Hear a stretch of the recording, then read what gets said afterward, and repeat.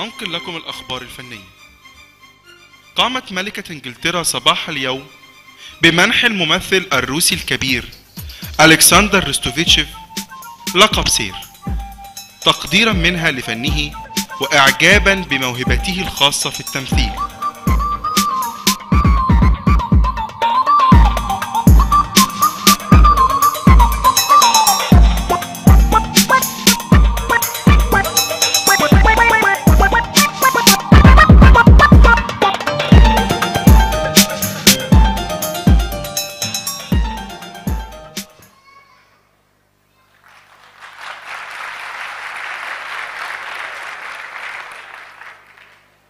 هو ده اللقب اللي بحلم بيه من زمان، لقب سير ألكسندر روستوفيتشيف.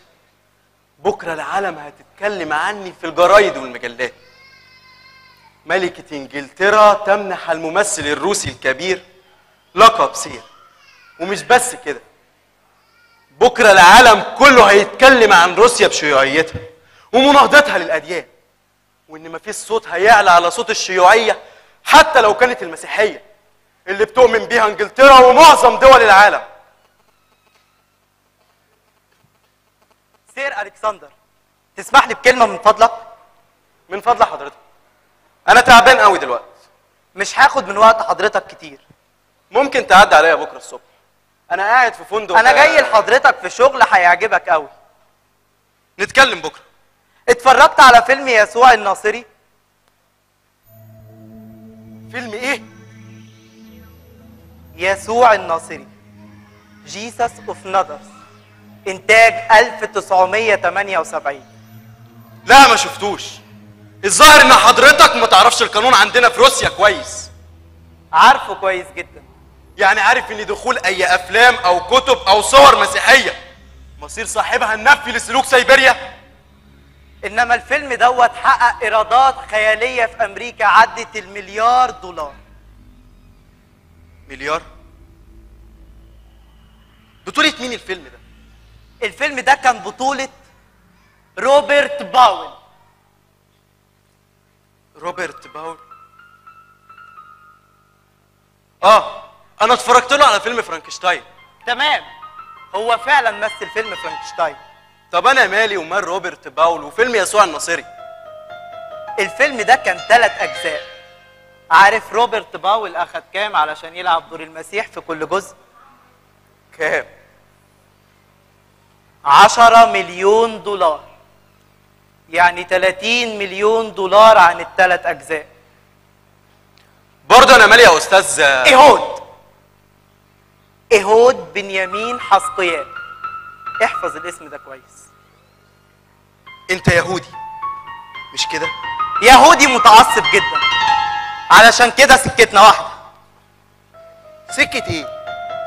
انت يهودي وانا شيوعي، اظن الفرق كبير. الفيلم بتاع يسوع الناصري حرك مشاعر العالم كله، ويعتبر انتصار كبير في عالم المسيحية. ولاني يهودي ولانك شيوعي، يبقى المسيحية عدونا المشترك. فعلا كلامك مظبوط. عرفت ليه قلت لك ان سكتنا واحدة؟ وايه المطلوب مني دلوقتي؟ تلعب دور المسيح. انت اتجننت؟ هتلعب دور المسيح يا الكسندر، وانا اللي هنتج المسرحية. مسرحية؟ ايوه مسرحية. المسيح في زي قائد حرب. المسيح في زي قائد حربي؟ اسمي شد، مش كده؟ اسمه قوي فعلا. دعاية ممتازة وعلى أعلى مستوى. وعلى فكرة المسرحية ديت هتتعرض الأول في روسيا، وبعد كده هتتعرض في كل دول العالم المناهضة للأديان، وعلى رأسها المسيحية. مشروع ممتاز يا ابن إيهون. تخيل معايا بقى الممثل الأول في روسيا ألكسندر روستوفيتشيف. لا، السير ألكسندر روستوفيتشيف في مسرحية المسيح في زي قائد حربي. دعاية ممتازة زي ما قلت لك. وعلى فكرة أنا حاطط ميزانية ضخمة للمسرحية دي، وطبعا العقد بتاعك مش هيكون أقل من العقد بتاع روبرت باور. اتفضل، العقد بتاعك أهو ب30 مليون دولار. وقع هنا.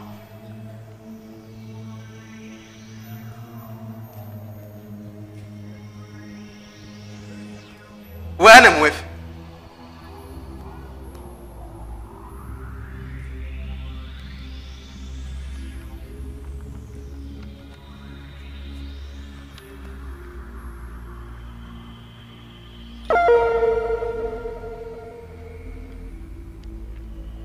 تمام كده.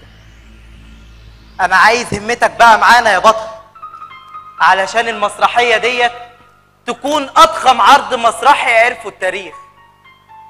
وانا هتصل بيك علشان احدد معاك ميعاد واديك نص المسرحية. بعد اذنك يا سير الكسندر.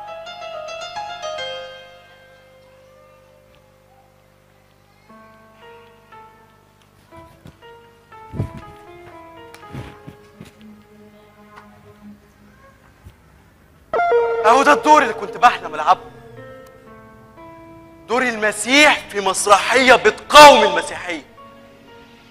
المسيح في زي قائد حربي، بطولة ألكسندر روستوفيتش، الممثل الأول في روسيا. لا، سير ألكسندر روستوفيتش، الممثل الأول في العالم.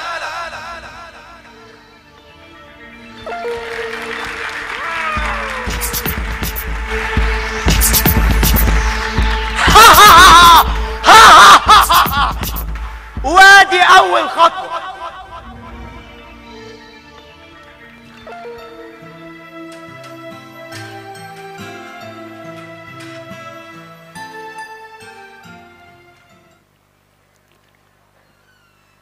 مالك يا زيزي؟ خضتيني عليكي من صوتك في التليفون. انت السبب. انا؟ ازاي؟ معقولة أليس زعلتك يا زيزي؟ ده أنا كنت كسرتلك رقبتها. بعد الشر عن بنت. زيزي عارفه كويس هي ايه عند أليس، مش كده يا زيزي؟ كده يا طنط. ايه الحاله مش عارفه ازاي. اتكلمي اتكلمي يا حبيبتي. صدقني يا انكل انا متلخبطه خالص. الفيلم؟ انا مش حاسه ان ده فيلم، ده حقيقة مش كده؟ فعلا يا انكل. بس يا ترى يسوع عمل كل المعجزات اللي احنا شفناها في الفيلم ولا ده خيال مؤلف؟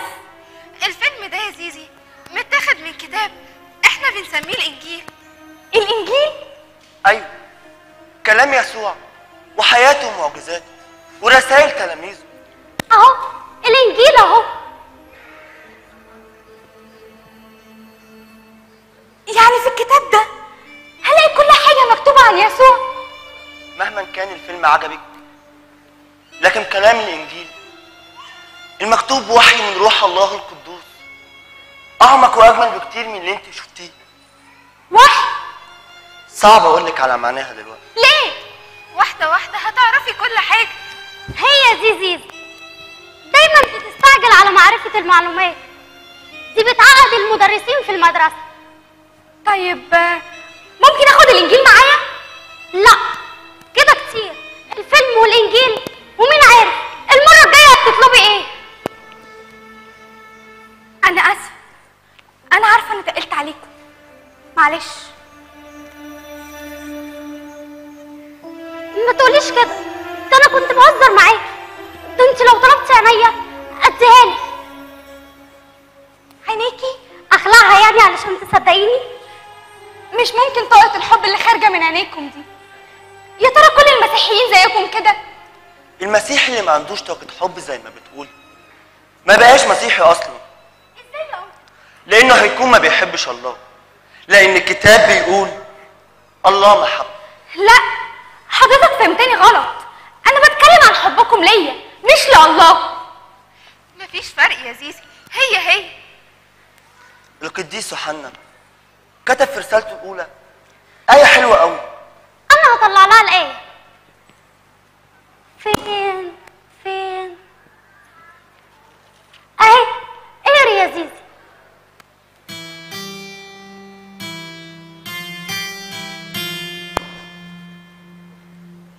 إن قال أحد إن أحب الله وأبغض أخاه فهو كاذب، لأن من لا يحب أخاه الذي أبصره كيف يقدر أن يحب الله الذي لم يبصره؟ ولنا هذه الوصية منه أن من يحب الله يحب أخاه. هي دي المسيحية، مش مجرد انك تقبلي الآخرين، لكن تحبيهم مهما كانت ديانتهم أو جنسهم. تحب الكل، لأن الله خلق الإنسان على صورته. فإحنا كمسيحيين بنعتبر كل الناس صورة الله، وعشان بنحب الله بنحب صورته في كل الناس. فرق كبير قوي بين كلام الإنجيل ومن الكلام اللي بسمعه من بابا عن الشيوعية. الملحدين بيشوفوا إن وجود الله كبير ضد وجودهم، وعشان كده بيقولوا من الأفضل إن الله لا يكون له وجود لكي يكون لنا وجود. أنا عايزة أعرف كل حاجة عن الله. هتعرفي لما تقري الإنجيل. عندك حق يا طنط. إذا كانت آية واحدة عرفتني الفرق بين المسيحية والشيوعية، أمال لما أقرا الإنجيل كله هيعمل فيا إيه؟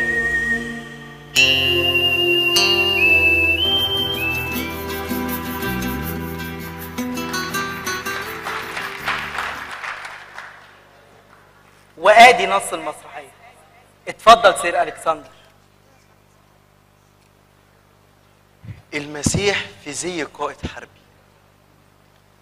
أنا معجب جدا بالاسم. وأنا معجب جدا بيك يا حبيبي. سيبك من الكلام ده وقول لي، اخترت المخرج؟ وزمانه على وصول. مين يعني؟ وصل. أهلا فان. اهلا ادون ايهود. أقدم لك الشاب المخرج العبقري فان ستاكوف. فرصه سعيده يا سير الكسندر. أنا أول مرة أسمع عنه. وانا سمعت عنك كتير سير الكسندر. صدقني يا ألكسندر، لما هتشوف شغل فان هيعجبك إخراجه. تشرب إيه يا فان؟ قهوه مظبوط. لو سمحت يا أنسة، لو سمحت. تحت أمرك أدين يهود. واحد قهوة مظبوط. حاضر، تحت أمرك. أنا عايزكم كده تندمجوا مع بعض. عايز أشوف بقى العبقرية لما تختلط بالموهبة. أكيد هيطلعوا المسرحية ينحني لها التاريخ. المخرج نص العمل. ولا إيه يا فين؟ واضح اننا هنختلف مع بعض. أنا بقول رأيي. صدقني يا ألكسندر، فان ما يقلش كفاءة عن المخرجين الكبار. ده أنت لما هتشوف شغله هتنبهر بإخراجه.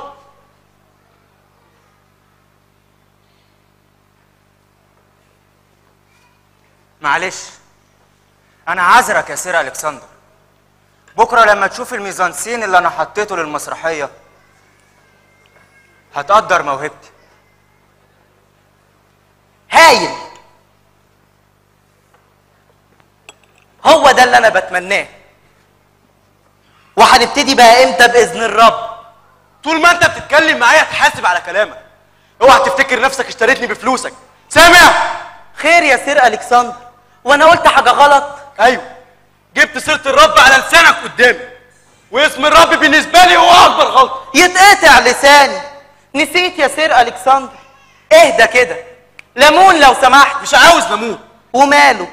وفرت، قصدي سكي على الليمون. اهدى يا سير الكسندر، الراجل ما يقصدش. ما تتدخلش في اللي مالكش فيها فين. اسف. في بس يا حبايبي، ما حصلش حاجة لده كله. قولوا لي بقى هنبتدي امتى بإذن مش بإذن حد. قولوا لي بقى هنبدأ امتى وخلاص. انا احب اقعد الاول مع الكسندر نقرا الورق مع بعض علشان اعرفه وجهه نظري ورؤيتي في اخراج المسرحيه. وهو كذلك. هنتظر منك تليفون. وتليفون ليه بقى؟ ما نحدد دلوقتي. انا عاوزكم كده تجهزوا بسرعة. ما تستعجلش يا أدون إيهود. ما استعجلش؟ ما استعجلش ازاي؟ دي فلوس، دي ملايين يا حبيبي.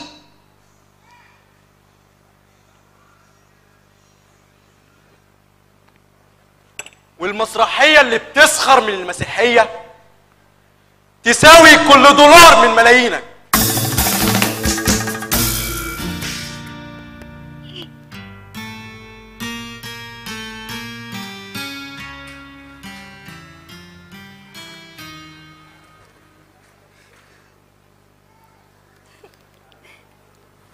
حتى بعد ما قريت الانجيل ما فهمتش يعني ايه كلمه وحي.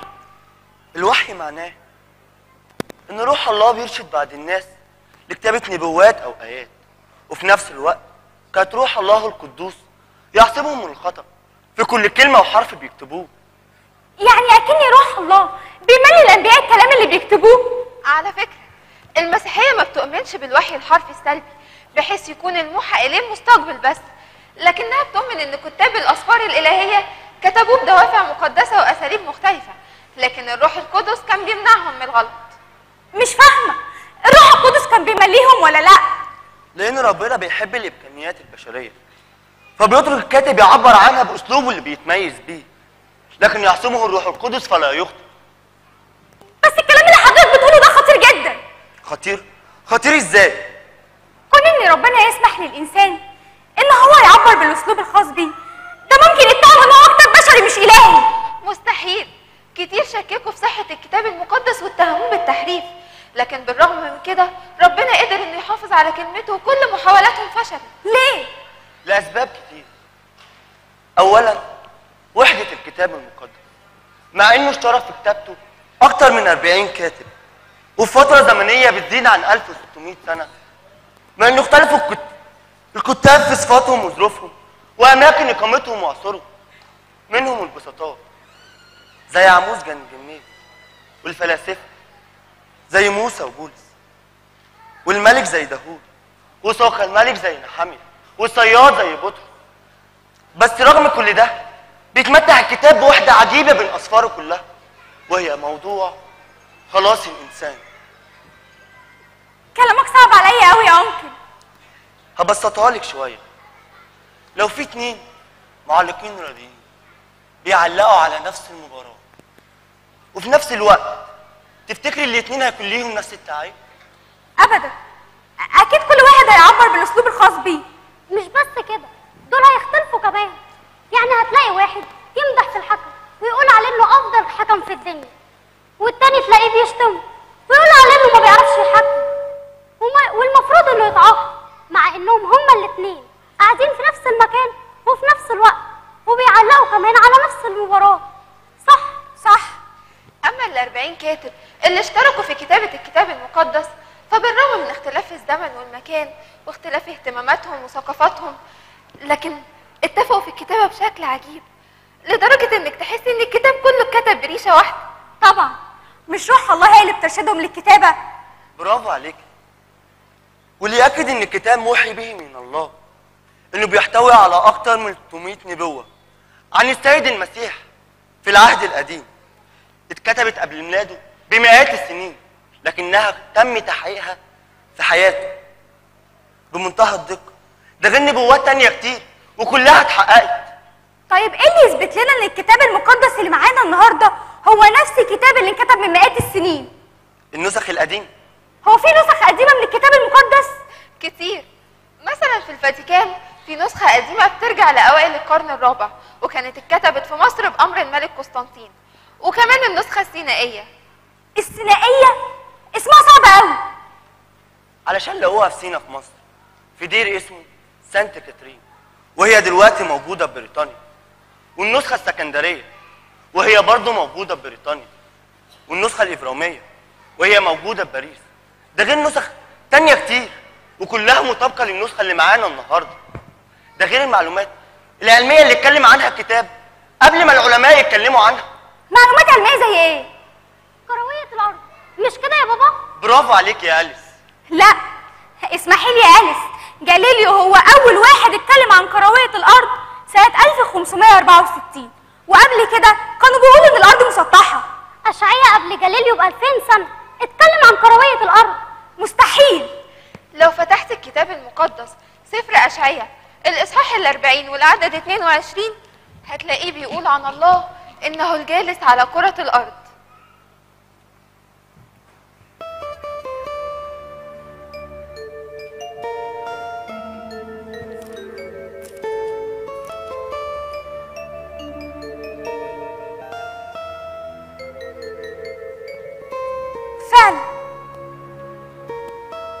الكتاب ده عجيب.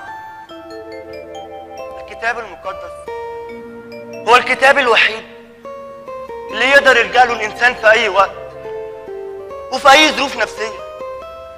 في الحزن يلاقي عذاب، في الفرحة يلاقي بهجة، وفي الضيقة يلاقي حل، في اليأس يلاقي رجاء.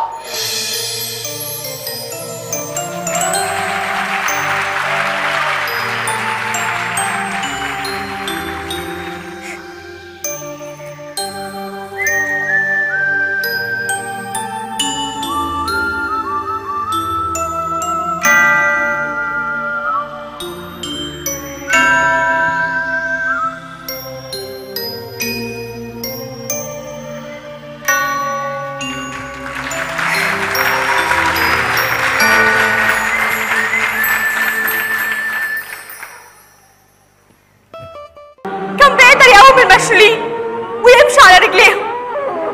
طب ليه سايبني كده؟ مش راضي يشفيني. هو مش يقدر يشفيني يا ألف، مش يقدر يشفيني. طبعا يقدر يشفيك يا زيزي، بس انتي صليله، ولازم يبقى جواكي الايمان الاول اللي يخليكي مصدقه انه يقدر يعمل كده.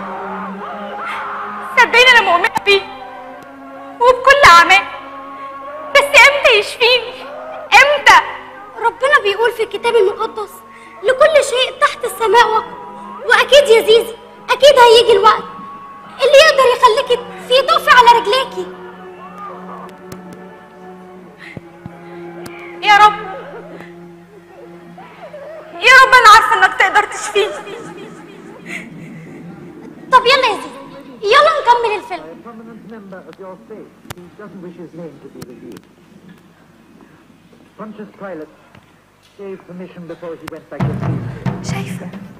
شايفه ربنا يسوع بيعمل ايه؟ بصي المعجزه. يا رب اشفيني. شايفه يا ناس؟ ايه ده؟ يا رب مش معقول. يا رب فيلم يسوع الناصري في بيتي انا؟ ايه اللي انتوا بتعملوه ده؟ اخر حاجه كنت اتصورها ان المسيح يدخل بيتي انا، لكن ده مش هيستمر كتير.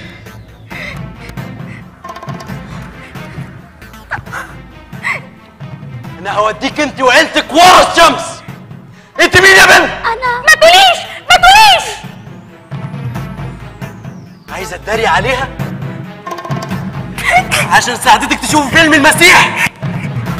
ابويا انت مين يا بنت؟ ما تقوليش ما تقوليش. فاكرين اني مش هعرف؟ انا هعرف ودلوقتي حالا.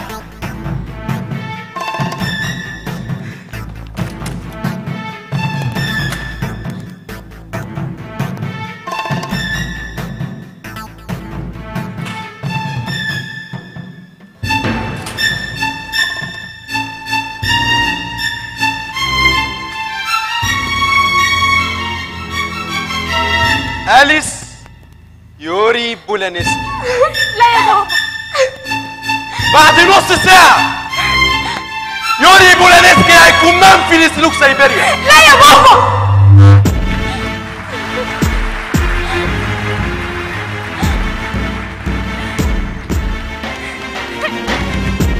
لا يا بابا، لا لا يا بابا. أنا ألكسندر روستوفيتش. لا.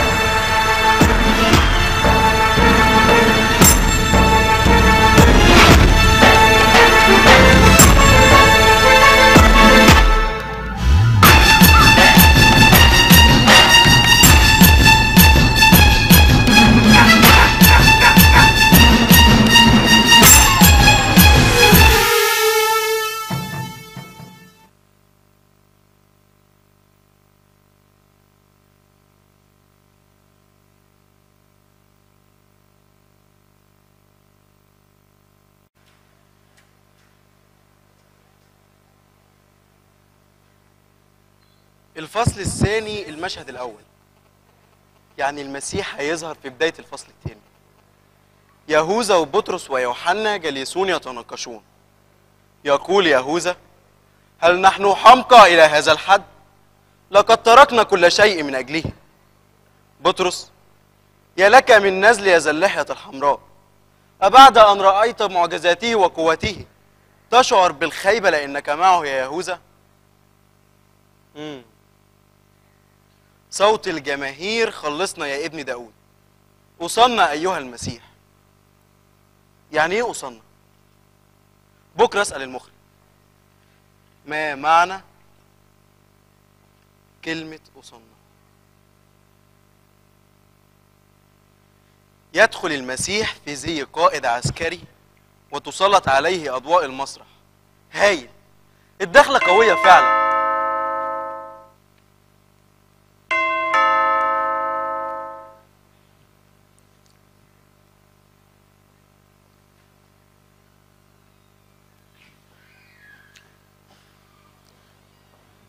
مساء الخير يا أستاذ ألكسندر. اتفضلي. متشكرة.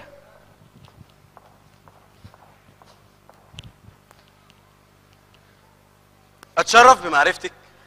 أنا نوفا، مرات يوري بولانسكي، وأم أليس صاحبة بنتك زيزوف.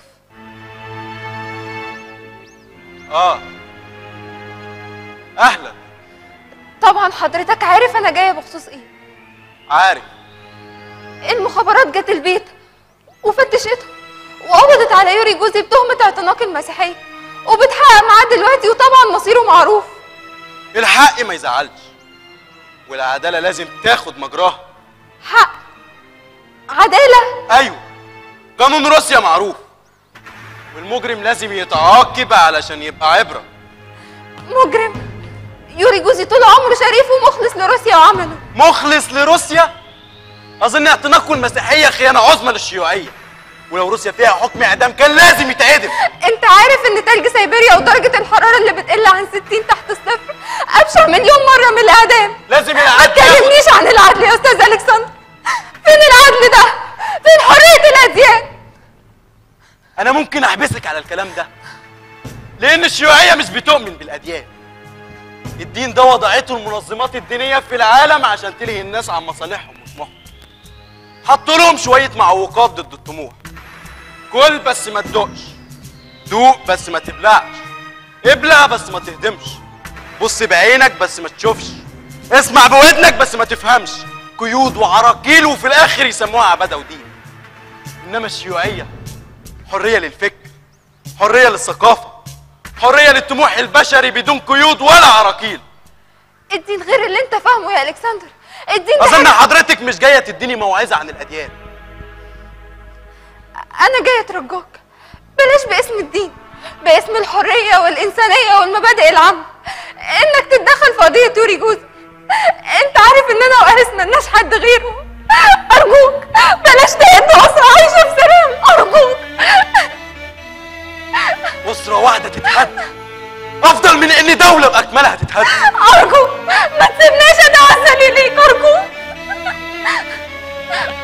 الكلام ما فيهوش فايدة.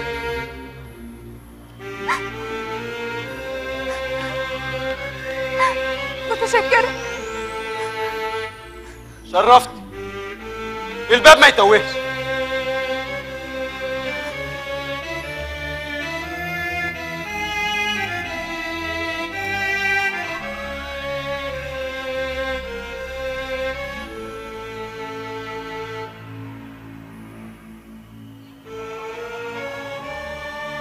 ليه؟ ليه ما ساعدتهاش؟ كانت بتتعب بشدة. لكل حرب خسائر، بس احنا مش في حرب. يا ريتها حرب. انت اتفرجت على فيلم يسوع الناصري؟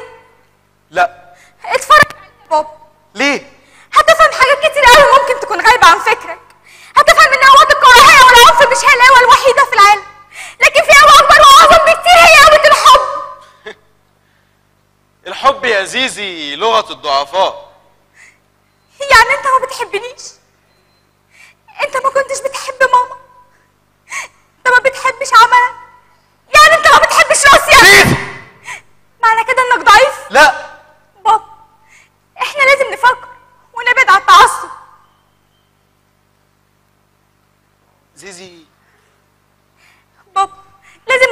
الحقيقه ونبعد عن التعصب اللي احنا فيه ده، وندور على الاديان والشيوعيه اللي انت فيها. انت الظاهر كتر قعدتك مع انس غسلت مخك. فتحت عينيا. احنا صح يا زيزي. ده اسمه تعصب اعمى. ده اسمه قوه. ده ضعف بعينه. عدم القدره على المنافسه ضعف مش قوه. زيزي يا علي. بابا احنا اللي لازم نفكر. كفايه كده، عندي شغل. وانا لسه ما خلصتش مناقشه. بعدين ما تبعدش عني. قلت لك عندي شغل. تبقى مش قادر تواجه الصح، خلاص خليك في الغلط.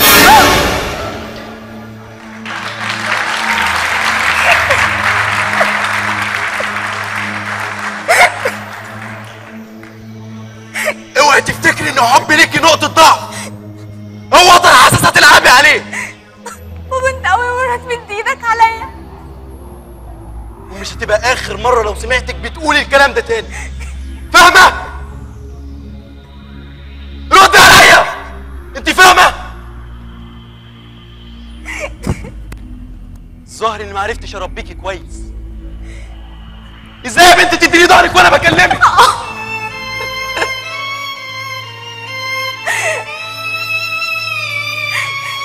يلا يا بابا اضربني تاني لو ده ريحني. اضربني وانا مشلوله ومش هعرف اجري منك. زيزي انا اسف، انا مش عارف انا عملت كده ازاي.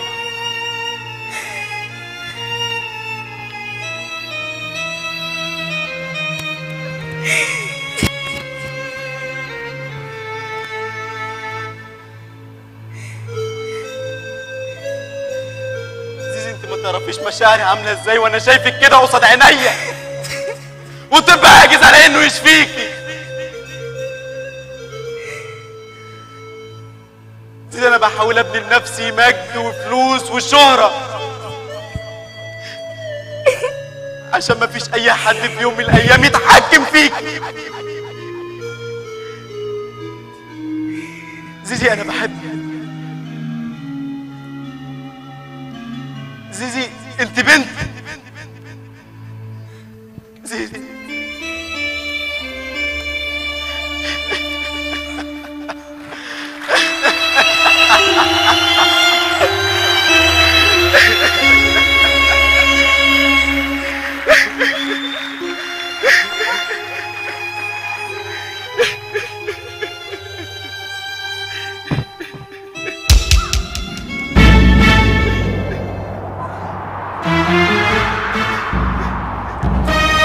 اهدى يا الكسندر، لازم تهدى وتسيطر على اعصابك.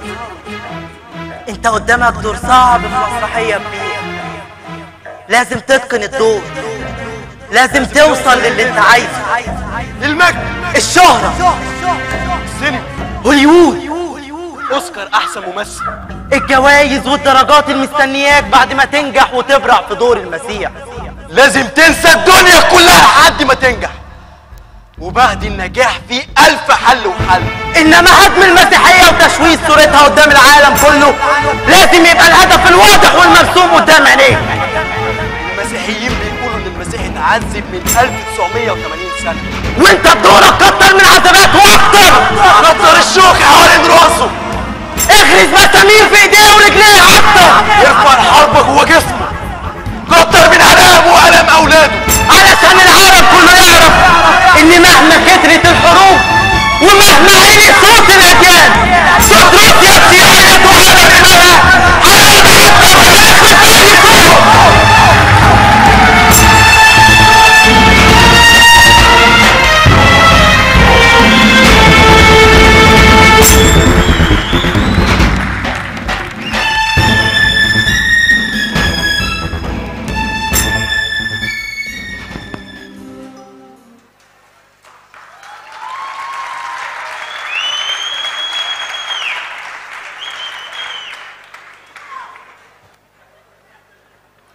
انا بلغت التلفزيون الروسي وهيبتدي الاعلانات عن المسرحيه بعد اسبوع من دلوقتي.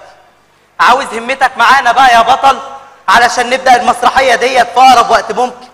مش قبل شهر.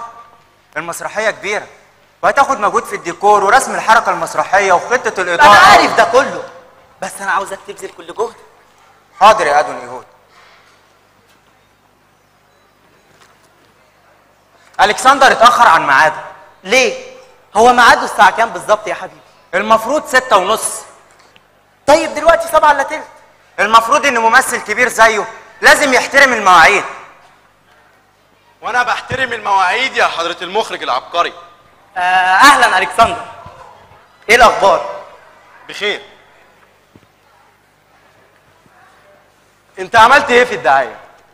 كله تمام، والتلفزيون الروسي هينزل الاعلانات بتاعت المسرحية بعد اسبوع من دلوقتي. كويس. يلا من فضلكم نبدا البروفا علشان الوقت. انا جاهز. والممثلين جاهزين كمان. يلا يا جماعه بروفا. هايل.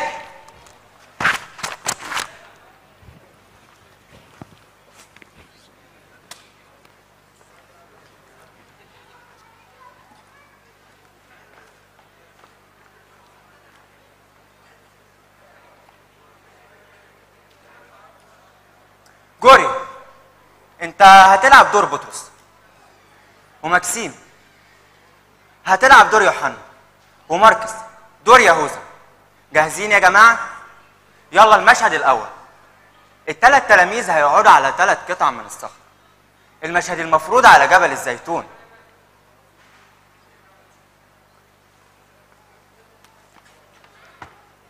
يهوذا هيبدأ بالكلام وهو قاعد مكانه، وفي آخر جملته هيتحرك ناحية الشمال خطوتين، ظهره للتلاميذ، زاوية 45 مع الجمهور.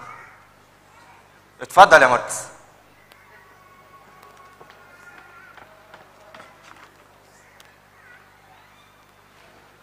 هل نحن حمقى إلى هذا الحد؟ لقد تركنا كل شيء من أجله. كويس، بس أنا عاوز كل الجملة الأخيرة بتاعت تركنا كل شيء تتبروز للناس. عاوزين نوضح إن الدين ممكن يبعد الناس عن كل شيء في حياتهم، حتى أسرهم وأعمالهم. اتفضل.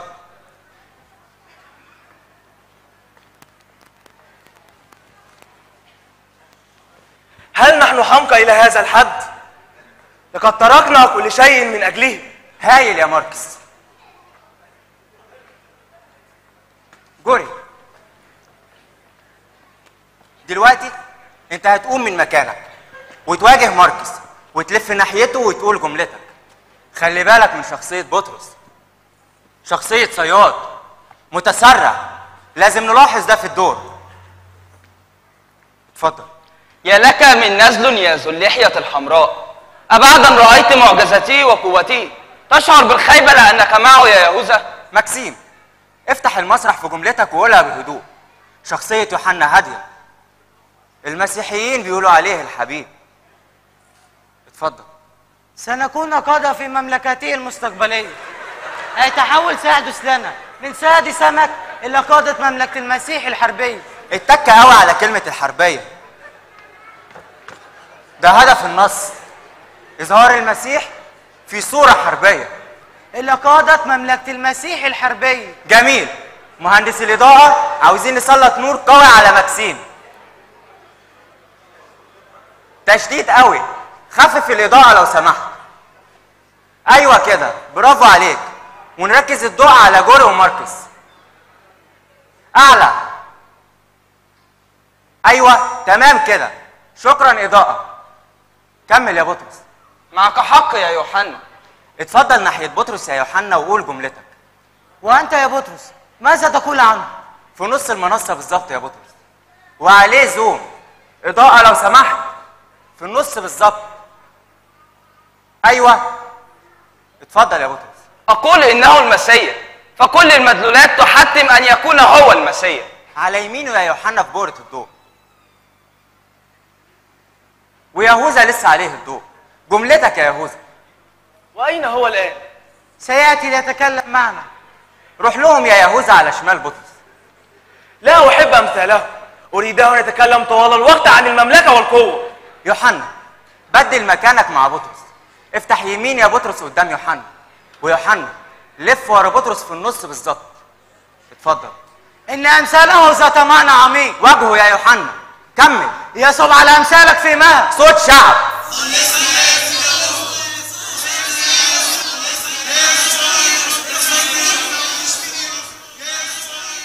يهوذا افتح شمال المسرح. يوحنا هتروح لبطرس اخر اليمين، وبطرس بيقول جملته. فضوا نص المنصه لدخول الكسندر. مش عاوز اي اضاءه، اظلام كامل. مع دخول الكسندر سبوت ابيض على المسيح وخلفه سبوتين ازرق سماوي. عاوز المنظر يبقى مبهر، ومكنه الدخان تشتغل مع بدايه الكلام. اتفضل يا الكسندر. الدخول طبعا من العمق بهدوء ورزانه. عايزك تخطف قلوب المشاهدين. اتفضل. ها هو قادما وحاولوا الجماهير تهتف له كالعاده. ابتلعوا ألسنتكم واصمدوا لئلا يغضب منكم.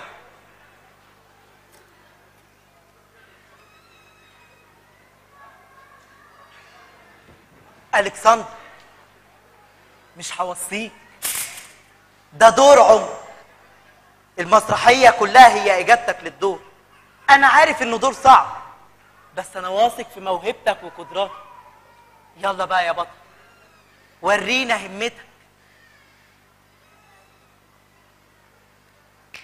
انزل بالمزيكا.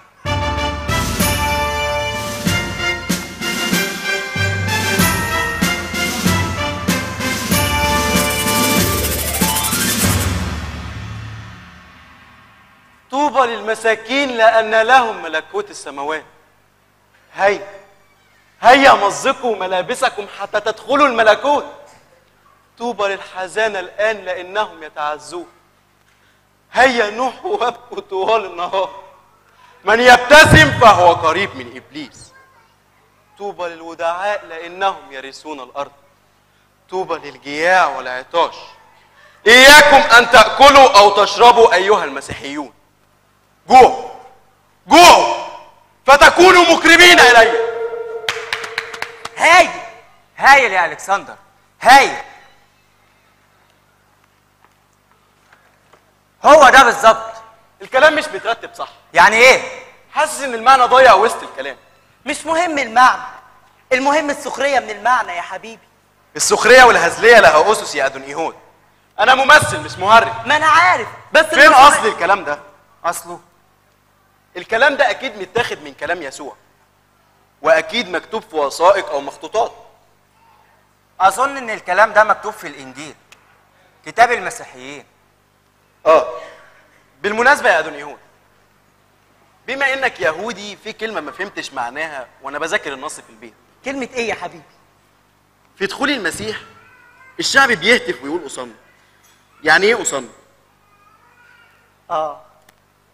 أصمنا يعني خلصنا. بس على فكره يا الكسندر انت متعمق قوي.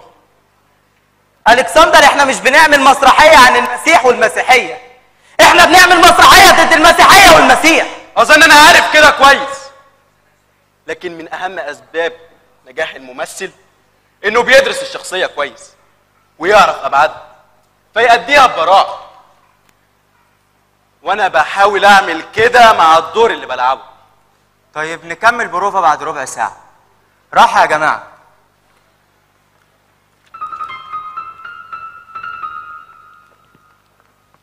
انا عاوز انجيل.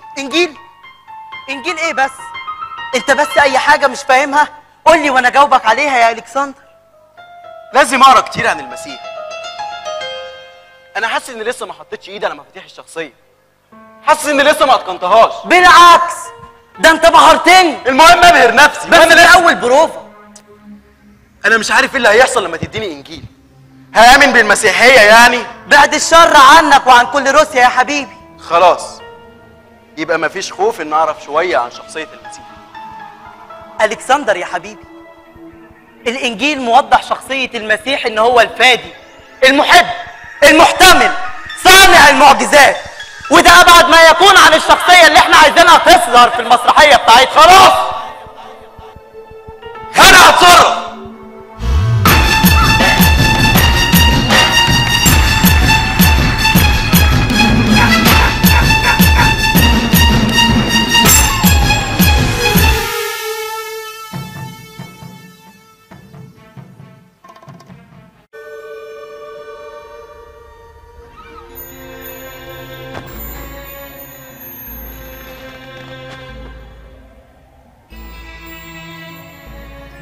يوري بولانسكي، واحد من الاغبياء الخونه اللي رفصوا خير روسيا واتمسحوا في عبايه المصلوب.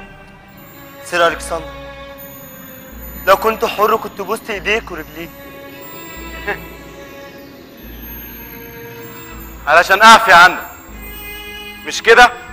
لا، علشان تزود من عذاباتي، لان سلوك تربيه ما قدرش انها تطفي لهيب حب لمخلصي يسوع المسيح. غبي! بتضيع سنين عمرك في عباده وهم اسمه الاله، ويا ريته اله قوي زي بقيه الاديان، لكنه انسان سليم مات بأبشع 100 عرفها التاريخ. الصلب! اتحمل الموت الذليل علشاني وعلشانك. علشانك انما انا لا. ومين عارف؟ عارف ايه؟ كتير من الاباطره كانوا واقفين وقفتهم بيسخروا من المسيحيه، بس لما ربنا لمس قلوبهم جريوا عشان يحطوا رقبتهم تحت سيف الاستشهاد بكل حب ورضا.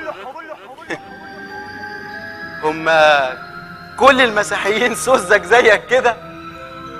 كل المسيحيين قلوبهم مليانه بحب مخلص اللي بذل نفسه من اجلهم على عود الصليب. ما عنديش وقت اضيعه معاك اكتر من كده. انا عاوز انجيل. بقى جايبني من وسط قلوب القطب الشمالي لحد موسكو علشان تطلب مني انجيل؟ لا، علشان اشبع من عذابك واحاول ارجعك عن سذاجتك بكلمه مني وديتك ورا الشمس، وبكلمه مني ممكن ارجعك لبيتك ولزوجتك اللي جاتني وكانت هتبوس تراب جزمتي علشان اعفي عنك. ها قلت ايه؟ قلت افضل انك تجيب كل عيلتي معاك يدوق عذاب التلوج على اسم السيد المسيح، ولا اني اعيش فيهم في نعيم كاسد ويكون الثمن هو جعد اسم الهي. مش قلت لك غبي؟ يا رب تبقى اغبى مني. ده بعدك. بالعكس، انا بصلي لك علشان تبقى شاول الترسوسي القرن العشرين. ومين الترسوسي ده كمان؟ افتح سراير قميصي وانت تشوف. ليه؟ هو انت مخبيه في عبك؟ لا، في قلبي.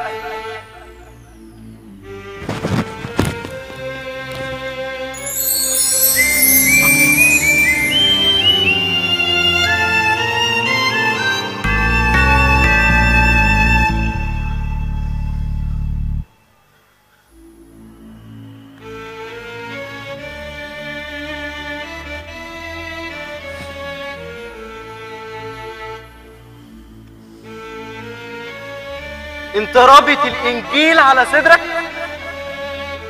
امال لو كان دولار كنت عملت بيه ايه؟ الانجيل في قلبي والدولار تحت نعل جزمتي. ده بايب. وجايبه بالانجليزي ليه؟ هو انتوا مش عارفين تترجموه بالروسيه؟ الانجيل مترجم بكل لغات العالم، ولو بصيت في كل الترجمات اتحداك لو لقيت اي فرق بينهم. بالانجيل ده هخلي العالم كله يسخر من المسيحيه. صعب عليك ان ترفض مناخك. بكره تشوف. صعب عليك ان ترفض مناخك. انا وانت وكل قرايبك والزمن طويل. اما خليت سخريه المسيح على كل لسان ما بقاش انا سير الكسندر روستوفيتش. صعب عليك ان ترفض مناخك. صعب يا الكسندر، صعب يا شاول الترسوسي. سامعني؟ صعب، لان ابواب الجحيم لن تقوى عليك. فاذا كان الشيطان بكل قوته ما قدرش على كنيسه المسيح، فمستحيل ان احد اتباعه يقدر ينزع عمود واحد من عندنا. انا مش ههز عمدان الكنيسه، ده انا هزتها. اصعد واقف على انقاض جدران وارفع راسي لفوق واقول ان الكسندر قدر يعمل اللي فشل فيه اباطره الرومان.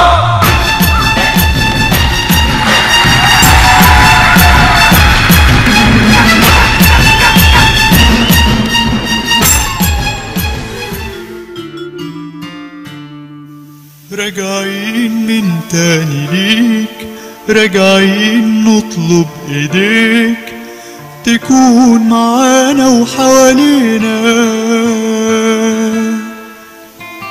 طالبين حنانك ورضاك، رافعين عينينا لسماك، ايامنا صعبة نجينا.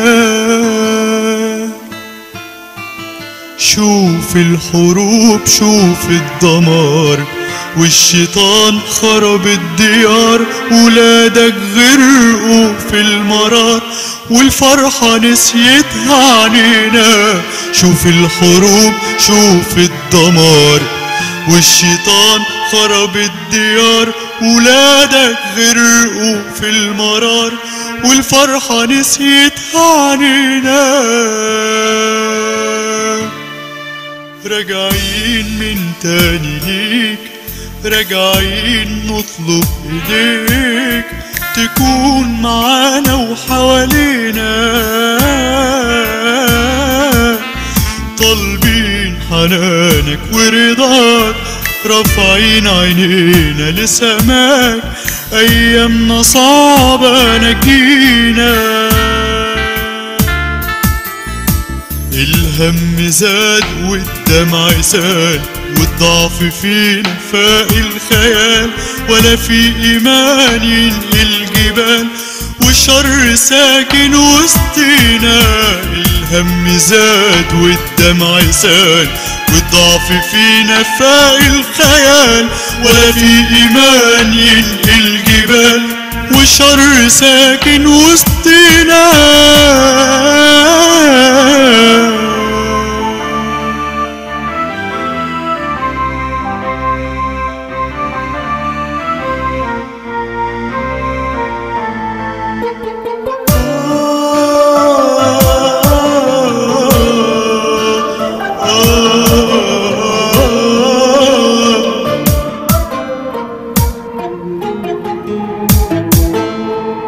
راجعين من تاني ليك، راجعين نطلب ايديك تكون معانا وحوالينا،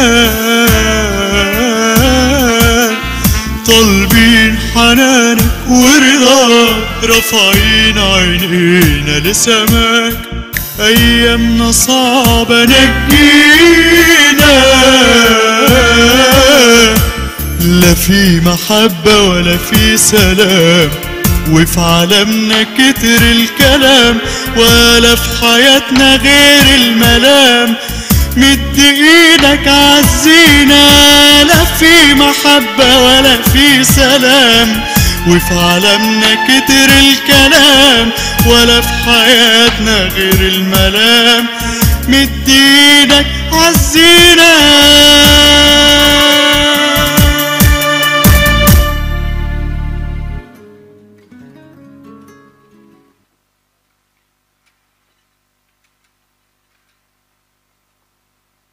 طوبى للمساكين بالروح لأن لهم ملكوت السماوات. طوبى للحزانة الآن لأنهم يتعزون. طوبى للودعاء لأنهم يرثون الأرض. طوبى للجياع والعطاش إلى البر لأنهم يشبعون. طوبى للرحماء لأنهم يرحمون. طوبى لأنقياء القلب لأنهم يعينون الله. طوبى لصانعي السلام لأنهم أبناء الله يدعون. كلام فلسفي عميق مش أي حد يفهمه. لا تقاوموا الشر بالشر، بل من لطمك على خدك الأيمن فحول له الآخر أيضا. من أراد أن يخاصمك ويأخذ ثوبك فاترك له الرداء أيضا. أحبوا أعداءكم، باركوا لعانيكم، أحسنوا إلى مبغضيكم، وصلوا لأجل الذين يسيئون إليكم ويطردونكم.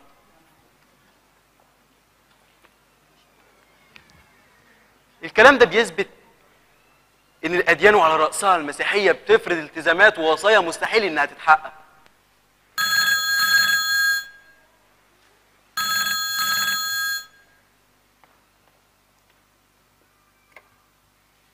الو. ايوه يا ادم يهود. ايوه قريت الجرايد طبعا.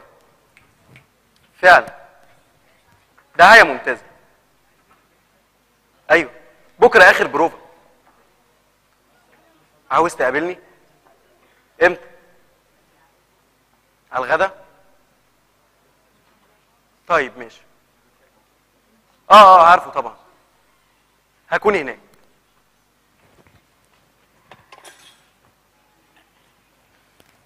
بابا،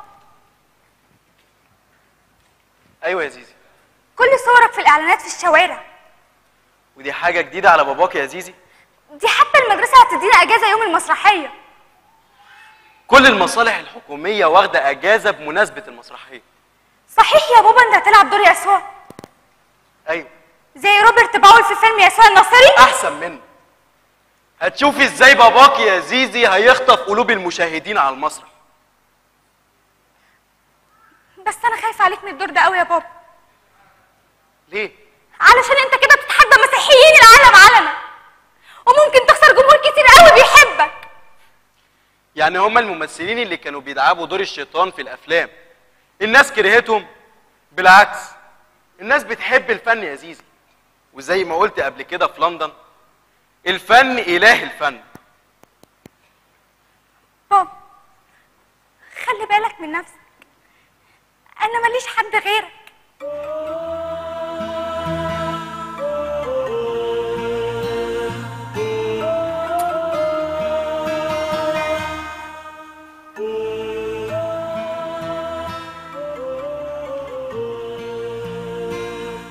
ما تخافيش عليا يا حبيبتي. بعد اذنك. مع السلامه.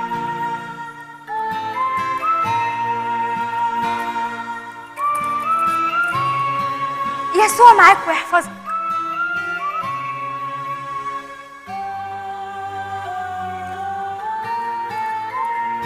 احفظه يا يسوع، ده ابويا. عرفه طريقك زي ما عرفتني ان انت الطريق والحق والحياه. ارحم وارحمنا وسامحنا على السنين اللي ضاعت في دوامه الشيوعيه. سامحنا يا رب، سامحنا يا يسوع.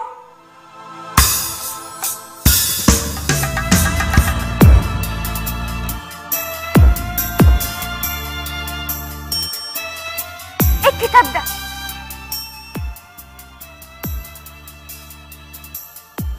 الإنجيل هنا في بيتنا؟ مش معقول. أكيد بابا جايبه عشان يساعده في الدور. دي فرصة ذهبية عشان أقرأ تعليم يسوع.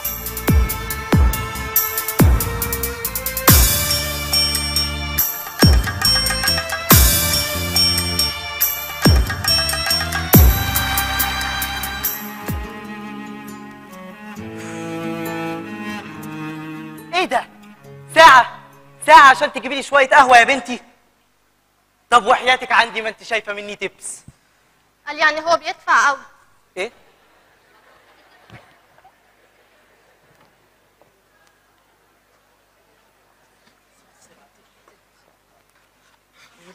معلش اتأخرت عليك يا يهود.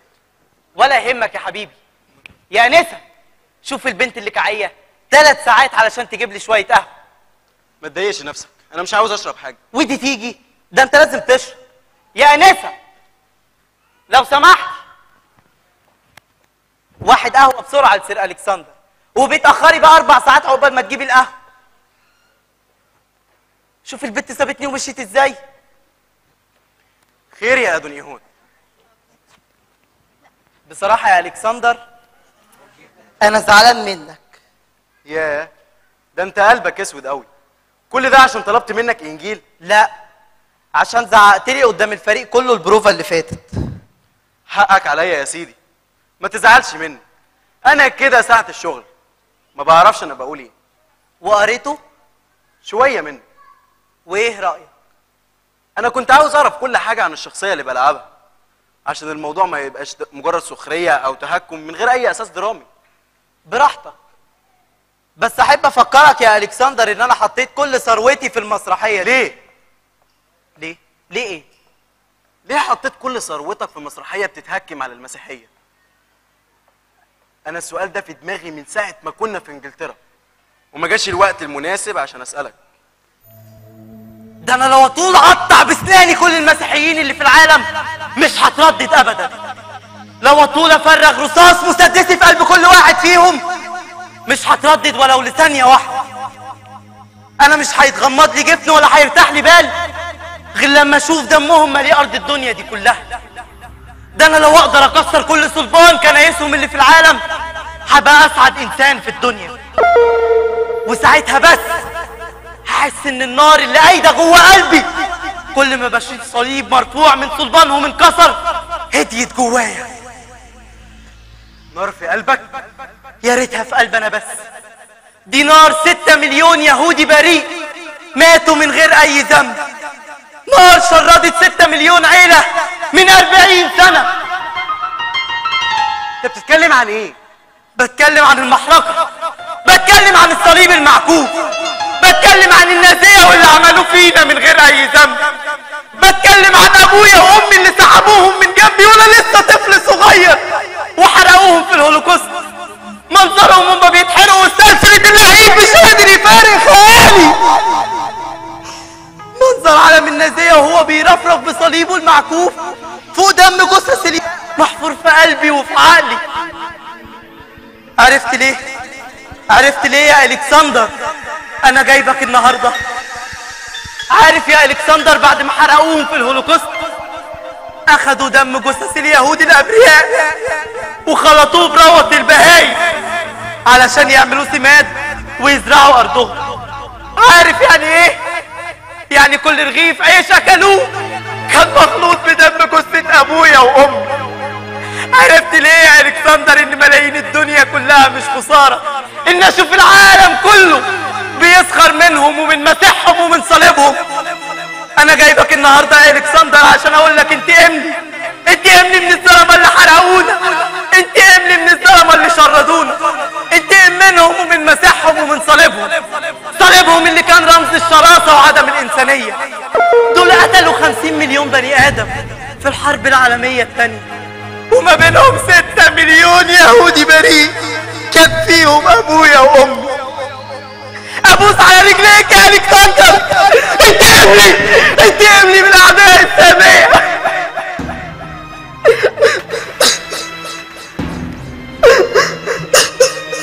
اوعدك ان هيبكوا بدل الدموع ده.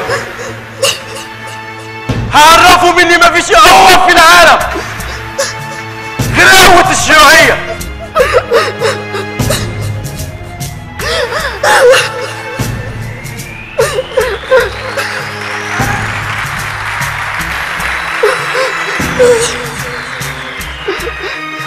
بعد اذنك.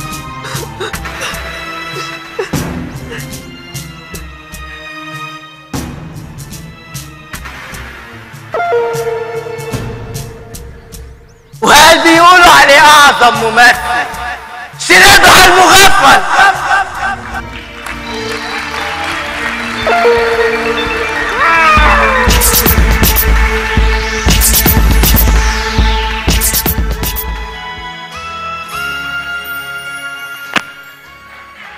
هل نحن حمقى إلى هذا الحد لقد تركنا كل شيء من أجله؟ يا لك من نسل يا ذو اللحية الحمراء، أبعد أن رأيت معجزتي وقوتي تشعر بالخيبة لأنك معه يا يهوذا؟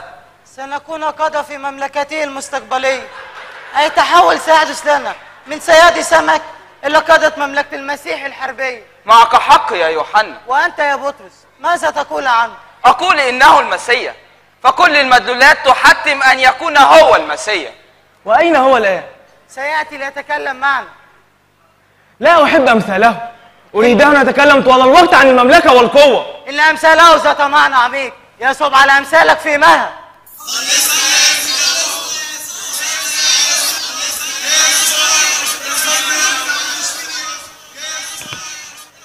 ها هو قادما وحول الجماهير تهتف له كالعادة.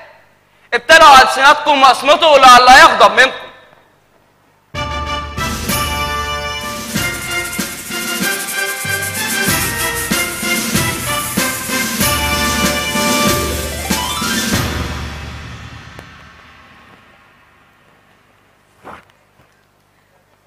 طوبى. بابا خلي بالك من نفسك، انا مفيش حد غيرك. انما هدم المسيحيه وتشويه صورتها قدام العالم كله لازم يبقى الهدف الواضح والمرسوم قدام عينيك. انت عارف ان انا وأنس ملناش حد غيرك. ارجوك بلاش تهد اسره عايشه في سلام. لو في اله للمسيحيين المفروض ما كانش يسمح بعرض المسرحيه. ما تقوليش صعب عليك ان ترفض مناخس. مفيش حاجه اسمها اله يا زيزو. صعب يا الكسندر. صعب يا شاوي. كل لأن أبواب الجحيم لن تطوى عليها. يا الله يصنع ما يعمل. فإذا كان الشيطان بكل قوته ما قدرش على كنيسة المسيح، خلي بالك من نفسك. فمستحيل إن أحد أتباعه يقدر يهز ولو عمود واحد من عمود. يقدر يهز ولو عمود واحد.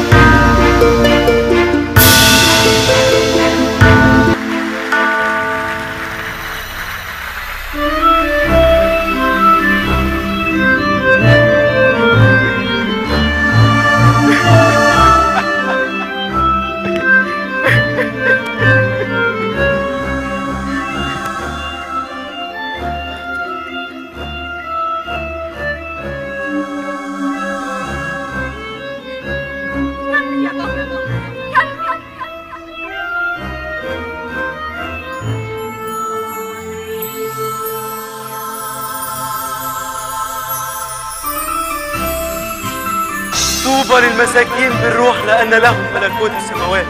ألكسندر طوبى للحزان الآن لأنهم يتعزون.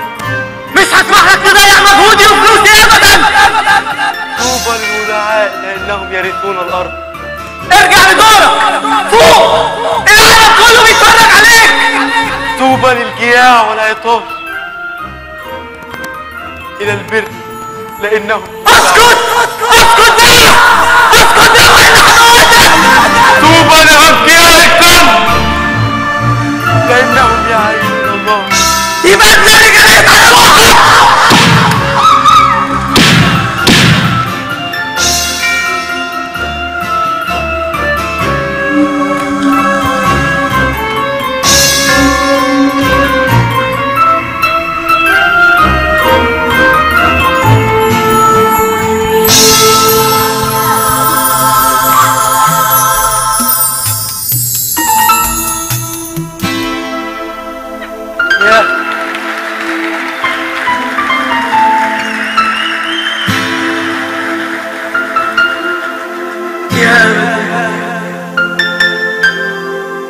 بين يدي استودع روحي.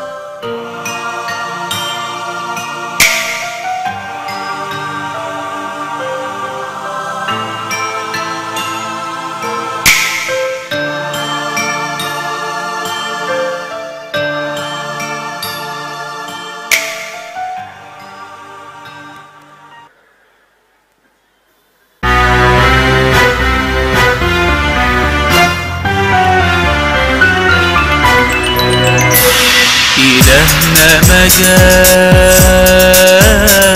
بحربة وسيف ولا إله رعب وتخويف. إلهنا ما جاش بحربة وسيف ولا إله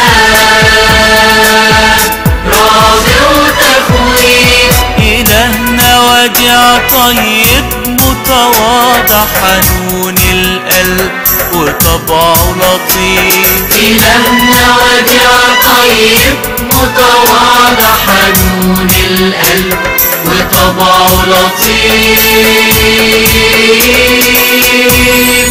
لو قلبك مليان بشرور يدخل قلبك يبقى نضيف. دايما صادق يدي مبادئ وتملي يعلم ويضيف. دايما صادق يدي مبادئ وتملي يعلم ويضيف. لو جيت علشان حروب كان حارب وانتصر. لو قال كن يكون لو كان هو أمر. لو جه علشان حروب كان حارب وانتصر. لو قال كن يكون لو كان هو أمر. بكلمة واحدة منه يقدر يمحي البشر. بكلمة واحدة منه يقدر يمحي البشر. لكنه زرع السلام وعلى ايديه انتشر.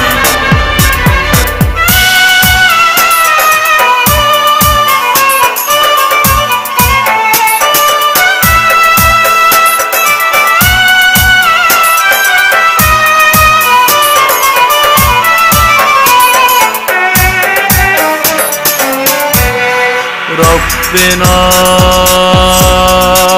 أصله ده رب سلام ما جاش يدق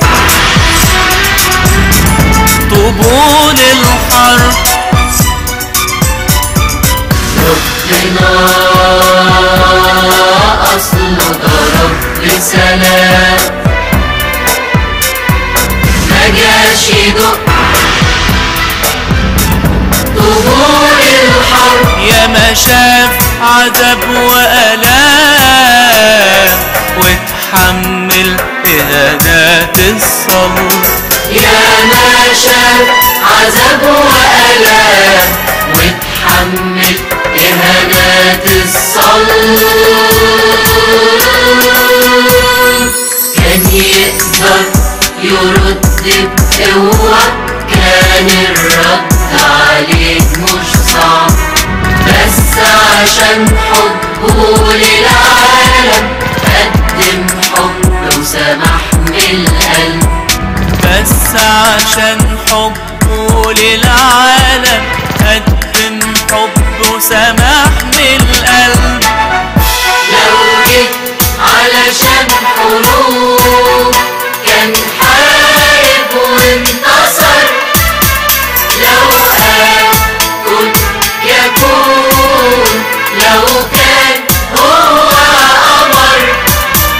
لو جه علشان حروب كان حارب وانتصر، لو قال كن يكون لو كان هو قمر.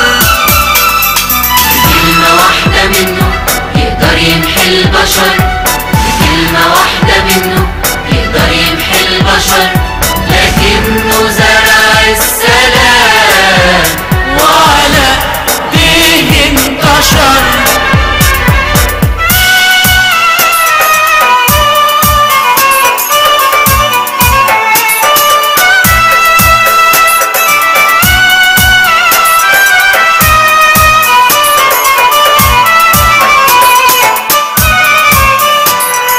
احنا ولاده